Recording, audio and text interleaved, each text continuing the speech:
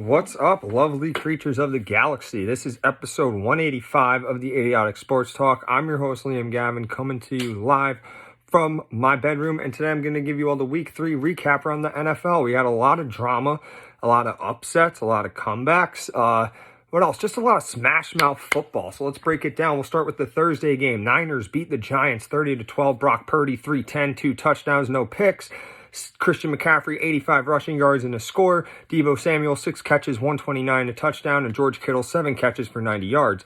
On to Daniel Jones of the Giants, 137 passing, no touchdowns, 1 pick. And then Matt Breida had a rushing touchdown. So the Niners go to 3-0 with a Thursday night win. They were able to pass and run against the Giants defense, 451 yards of offense, 141 came from the ground, 9 for 16 on third down, and the Niners defense, 2 sacks, an interception, and dominated the Giants offense. Speaking of the Giants offense, absolutely pitiful, 166 total yards. The run game with no Saquon had just 29 yards on the ground, and they just had no answer for the Niners defense. They looked like they were scared out there. They got gashed. The defense got gashed against the run too. They gave up 400 yards total against this offense. They couldn't stop third down, and the Giants are now 1-2. On the Sunday games, the Lions beat the Falcons 20-6. Jared Goff, 243 passing, a touchdown, an interception, and a rushing score. Amon-Ra St. Brown, 9 catches for 102. The rookie tight end, Sam Laporta, 8 catches, 84, and a score. As for Desmond Ridder, the Falcons, 201 passing, no touchdowns, no interceptions, but 1 fumble. And Kyle Pitts, 5 catches for 41 yards. The Lions advanced to 2-1. Their offense had 358 yards. They ran the ball efficiently for 115. And the Lions defense, 7 sacks, a fumble, and stopped Atlanta's offense. Atlanta's offense, we know, is a powerhouse. They're very scary in this time of the year, but they were terrible. They had 245 yards of offense, 0 touchdowns. The run game has been dominant so far this season, dating back to last year too, but they only had 44 yards on the ground. The offensive line was a mess too, allowed 7 sacks. They couldn't get any opening lanes for the running backs. Outside of Jesse Bates getting the interception, Atlanta's defense had no sacks. They could not stop the Lions offense. The Falcons take their first loss of the season to go 2-1. The next game, Chargers beat the Vikings 28-24. Justin Herbert, 405 passing, 3 touchdowns, no interceptions. Keenan Allen with a monster day, 18 catches, 215. And he had a 45-yard passing touchdown. Mike Williams, 7 catches for 121 and a touchdown. Kirk Cousins of the Vikings, 367 passing, 3 touchdowns, an interception. Justin Jefferson, 7 receptions for 149 and a touchdown. And then the tight end, TJ Hawkinson, 8 catches, 78 yards, but did fumble the ball. So the Chargers win a back-and-forth game. They get their first win of the season. They're now 1-2. The Chargers led 21-10 with 3 minutes to go in the third quarter. Suddenly, with 11 and a half minutes to go in the fourth, the Vikings led 24-21. And I'm thinking to myself, oh man, if the Chargers lose this game, this will be the most Chargers fashion way of losing. But Herbert has a great drive. He puts them ahead. He converts a 3rd and 17, then scores a touchdown a few plays later, and now they have the lead with 7.5 minutes to go. The Chargers defense made plays in that fourth quarter too. They got a 4th and goal stop, followed by a pick at the goal line at the end of the game to seal it. And in a game where both teams combined for 981 yards, the Chargers had 484 of those yards. They couldn't run the ball, though. They had 30 rushing yards, but Justin Herbert was a surgeon against that Vikings secondary. Keenan Allen and Mike Williams absolutely went ham. I had to face Keenan Allen in fantasy football, so it's safe to say that I lost. I had to face Mike Williams, too. The sad thing is Mike Williams is out for the ACL, so speedy recovery for him. The Chargers defense I mentioned earlier, they had 4 sacks, a fumble, 4th and goal stop, game-sealing pick, and they just looked sharp. The Vikings offense had 497 yards. They finally got the run game going with 130, but they had 2 turnovers deep in Chargers territory. The TJ Hawkinson early fumble at the Chargers 15 was tough, and then they had a pick, the Kirk Cousins pick in the end zone, and the Chargers now have, the Vikings have 7 fumbles on the season, and the defense, they just got torched badly. The Vikings are now 0-3. The Packers beat the Saints 18-17. Jordan Love, 259 passing, a touchdown, interception, and rushing touchdown. Romeo Doubs, 5 catches, 73 yards, and a touchdown. Derek Carr of the Saints, 103 passing, a touchdown, no picks, but he did leave with a shoulder injury. So in comes Jameis Winston, 101 passing, no touchdowns, no interceptions, and Chris Olave, 8 catches for 104. So in their home opener, the Packers go to 2-1, and they come back from a 17-0 deficit. where they score all 18 points in the fourth quarter. Everything went wrong for the Packers until the fourth quarter. And a lackluster fourth quarter performance last week against the Falcons. Jordan Love redeemed himself by having a great fourth quarter in this game. Made great throws, converted fourth downs, extended plays with his leg, one where he ran a touchdown in and then where he got a two-point conversion. A two-point conversion pass where he was able to extend the play. And the Packers defense in the fourth quarter stepped up too. They were breaking up passes, forcing incompletions, and getting a sack.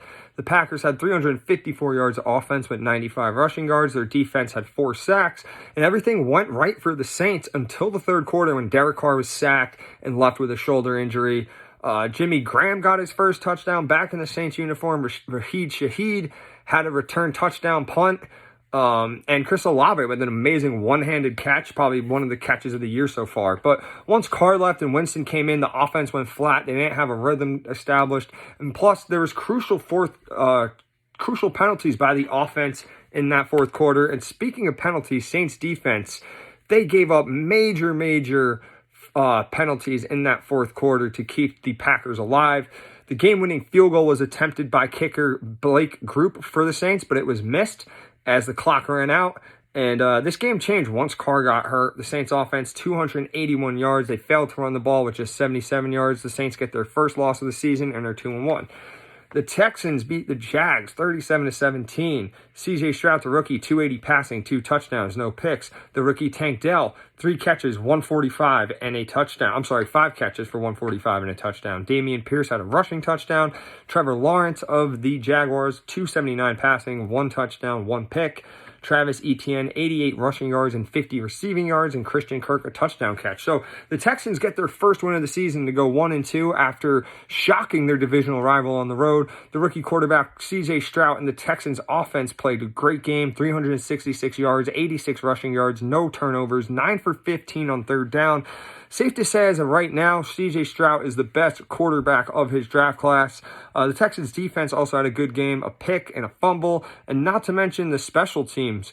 They had a blocked field goal and a punt return for a touchdown. The Jags offense, on the other hand, 404 yards rushing. They ran for 116 but had 2 turnovers and were 5 of 13 on third down. The Jags kicker Brandon McManus missed a field goal and got one blocked. The Jags had no sacks and no turnovers on defense. They go to 1-2, and are they as good as we thought? Because we were, a lot of people, including myself, we were very hyped for this team, and so far it hasn't looked so good. Next, the Finns beat the Broncos 70-20. Tua Tagovailoa, 309 passing, 4 touchdowns, no picks.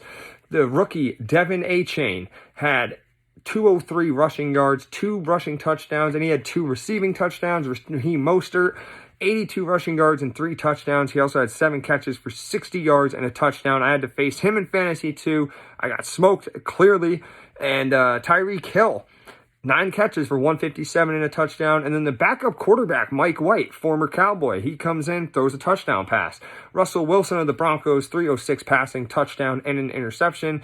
Cortland Sutton, 8 catches, 91 yards, a touchdown, and 2 fumbles. So the Dolphins remain undefeated at 3-0 with a historical win. They're the first team to blow out an opponent by 50 points since 2014. Second team since 1940 with 300-plus passing yards and 300-plus rushing yards. Second team since 1951 with 700-plus yards. They had 726. Second team in NFL history with multiple players who scored 4 touchdowns in a game. Fourth 70-plus point game in NFL history. The last time was 1966. First team in NFL history with 5 passing touchdowns and 5 rushing touchdowns in the game. They had 10 touchdowns total, and just absolutely insane. That's just phenomenal when you really think about how history was just made this past Sunday. As for the Broncos, 375 yards of offense, 69 rushing yards. They had 3 turnovers. The defense got obliterated, gave up 726 yards. They gave up 5 passing touchdowns and 5 rushing touchdowns. They had no sacks or turnovers. The Broncos are now 0-3 in the Sean Payton era. The Browns handled the Titans 27-3. Sean Watson, 289 passing, 2 touchdowns and interception. Jerome Ford, a rushing and receiving touchdown. Amari Cooper, 7 catches for 116 and a touchdown. Ryan Tannehill, 104 passing, no touchdowns, no interceptions, and DeAndre Hopkins, 3 catches for 48 yards. So the Browns dominate. They now go to 2-1. Their offense had 367 yards.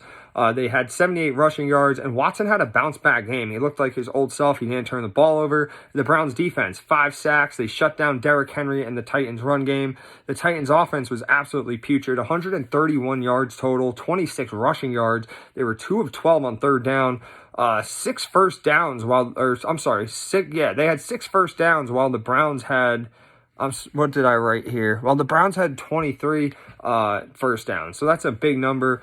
And the Titans defense had 3 sacks and a fumble, but they had no help from their offense. The Titans are now 1-2. The next game that we have is the Bills beating the Commanders 37-3. Josh Allen, 216 passing, a touchdown, an interception, a rushing score. Stephon Diggs, 8 catches for 111. James Cook, 89 rushing yards. And Gabe Davis, a touchdown catch. Sam Howell of the Commanders, 170, no passing touchdowns, and 4 picks. Brian Robinson, 70 rushing yards. And the Bills steamrolled through the Commanders to go to 2-1. Their offense had their way. They had 386 yards. They ran for 168. And their defense absolutely ate too. 9 sacks, a fumble, 4 picks. 1 was a pick 6 and only gave up 3 points. Sam Howell gets the first loss of his career. Him and the Commanders' offense was just garbage. 275 yards of offense with 105 rushing yards, but they had 5 turnovers. They also were 1 for 9 on third down. And outside of a pick that occurred late in the game, when the game was already out of reach, the Commanders' defense got absolutely toasted. The Commanders get their first loss of the season and are 2-1. Next, the Colts win in overtime, 22-19. Gardner Minshew, 227 passing, a touchdown, no picks. Zach Moss, 122 rushing and a receiving touchdown. Michael Pittman Jr., 9 catches for 77 yards. For Lamar Jackson of the Ravens, 202 passing, no touchdowns, no interceptions, but he did have 101 rushing yards, 2 rushing touchdowns, and a fumble. And the rookie Zay Flowers, 8 catches for 48 yards. So the Colts now go to 2-1 after getting a big upset win over the Ravens. Their offense had 366 total yards, no turnovers. They were able to get the ground game going with 139 rushing, and Minshew stepped up. He stepped up for the injured rookie. With 2 minutes in the fourth quarter, he made a bonehead move. He stepped out of the end zone, and that made the Ravens jump up 19-16. But besides that error, he did a pretty decent job. He had good drives in overtime and at the end of regulation. He had a first 2 brutal starts to his overtime drives, but then the third one he stepped up to get them the game-winning field goal. The Colts defense had 4 sacks and 2 forced fumbles.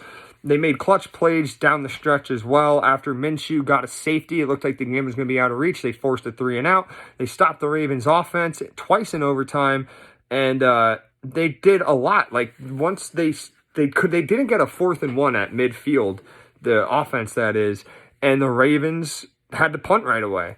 The Colts kicker, Matt Gay, he had a great game. He did his best Justin Tucker impression. He went 5 for 5 with his field goal kicks. 4 kicks from 50-plus yards, including the game winner from 54. And then as for the Ravens, 388 offensive yards. They ran for 186, but they struggled in the fourth quarter in overtime. 2 fumbles, 1 deep in Colts territory, the other deep in their own territory. Just truly costed them. Plus, Justin Tucker missed a game-winning field goal from 61 yards in regulation, and that sent the game to overtime. The Ravens defense had 5 sacks and a safety, but the Ravens get their first loss of the season and go 2-1. And now that asks the question, are the Colts better than we expected this year? The Patriots beat the Jets 15-10. Mac Jones, 201, a touchdown, no interceptions. Zeke Elliott, my former Cowboy, 80 rushing yards. And then Pharaoh Brown, the tight end, touchdown catch. As for Zach Wilson, 157 passing, no touchdowns, no interceptions. Garrett Wilson, 5 catches for 48 yards. Patriots get their first win of the season against their division rival and are now 1-2. The Patriots have now won 15 straight against the Jets. The offense had 358 yards and 157 rushing yards. The defense had 3 sacks, a safety, and they held the Jets offense under 200 yards.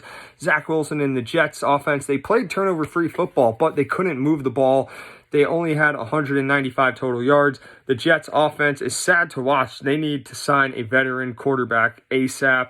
The defense didn't lose the game. However, they had no sacks and no turnovers. They allowed the Patriots to go 8 for 19 on third down and gave up 300 plus yards. The run game was also horrible. Again, I don't know why they aren't running the ball. They had just 38 rushing yards. And Bill Belichick and the Patriots, they just own Zach Wilson and the Jets. The Jets are now 1-2. Next, the Seahawks beat the Panthers 37-27. Geno Smith, 296 passing, a touchdown and a pick. Kenneth Walker Jr., 97 rushing yards with 2 scores. DK Metcalf, 6 catches for 112. Andy Dalton of the Carolina Panthers, 361 passing, 2 touchdowns, no interceptions. Adam Thielen, 11 catches for 145 and a touchdown. And DJ Chark, 4 catches, 86 yards and a touchdown. The Seahawks get a win to go to 2-1. After an early slow start on offense, they got it going. They got it together. They finished with 442 yards. Despite the three for 13 on third down, they were able to run the ball for 146. The defense did give up 401 yards, but they got 3 sacks and stopped the run. They played great down the stretch as well. And the Panthers did everything right to win this game. They didn't turn the ball over. They created takeaways. They had 401 yards of offense, but they could not run the ball. They could not run the ball. They had 44 rushing yards, and despite 2 sacks and a pick by their defense, the defense could not stop the run. They got ran over this whole game. And even though the Panthers lost, Andy Dalton, man, he played very, very good, filling in for the rookie quarterback Bryce Young. The Panthers are now 0-3 on the season. Next, we got the Chiefs crushing the Bears 41-10. Pat Mahomes, 272 passing, 3 touchdowns, no picks. Isaiah Pacheco and Clyde Edwards-Helaire each had a rushing touchdown. Travis Kelce, 7 catches, 69 yards, and a touchdown. Jerick McKinnon, 2 receiving touchdowns. As for Justin Fields, 99 yards passing, a touchdown and a pick. DJ Moore had a touchdown catch. And the Chiefs just cruised to 2-1 with an easy win, a blowout win. We all saw this coming.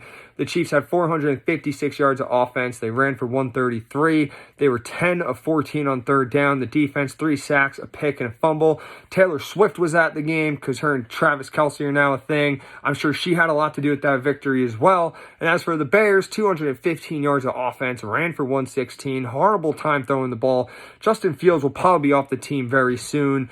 The defense did nothing as well. Their highlight was 2 interceptions against the backup quarterback, Blaine Gabbert, when Mahomes was sent to the bench to rest. And I feel for the Bears fans, man. They haven't won a game since October of 2022, have lost 13 straight. They dropped to 0-3 on the season.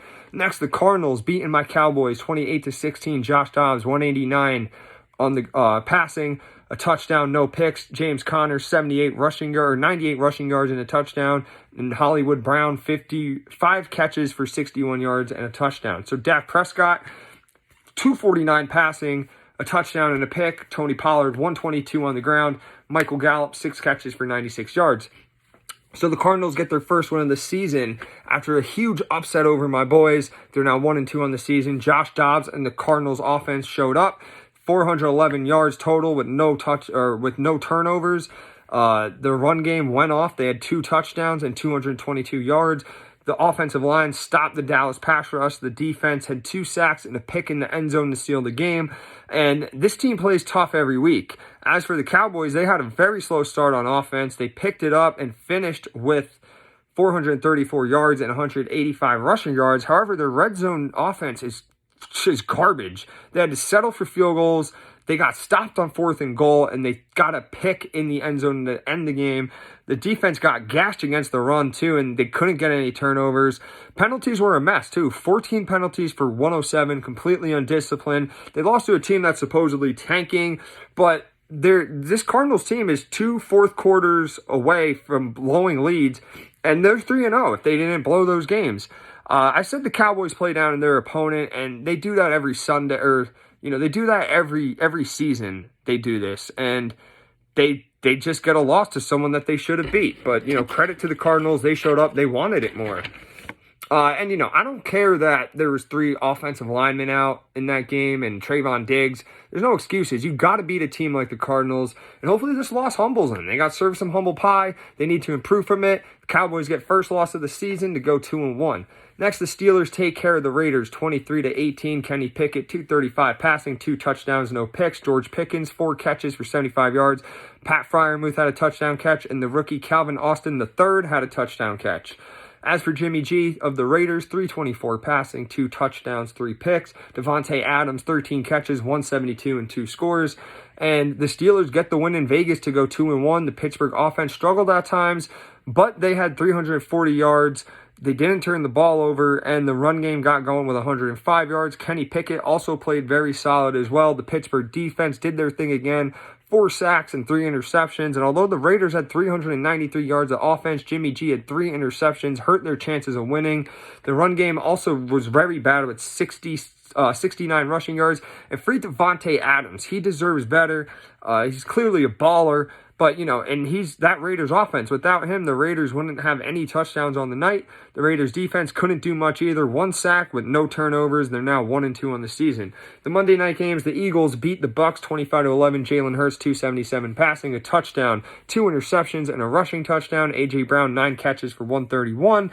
DeAndre Swift, 130 rushing yards. And as for the Bucs, Baker Mayfield, 146 passing, 1 touchdown, 1 pick. Mike Evans, 5 catches, 67 yards, and 1 touchdown. So the Eagles get the win on Monday Night Football. They remain undefeated at 3-0. They racked up 478 yards of offense. The run game went off again for 201 yards. The defense, 2 sacks, a fumble, a pick, a safety. They held the Bucs offense under 200 yards, and they capitalized off the Bucs turnovers. The Bucs' 2 turnovers led to 6 Eagles points, and they did to the Bucs what they did to the Vikings last week, which was get a turnover late in the second quarter, kick a field goal, went into halftime with a 13-3 lead. Then they start the second half by getting the ball.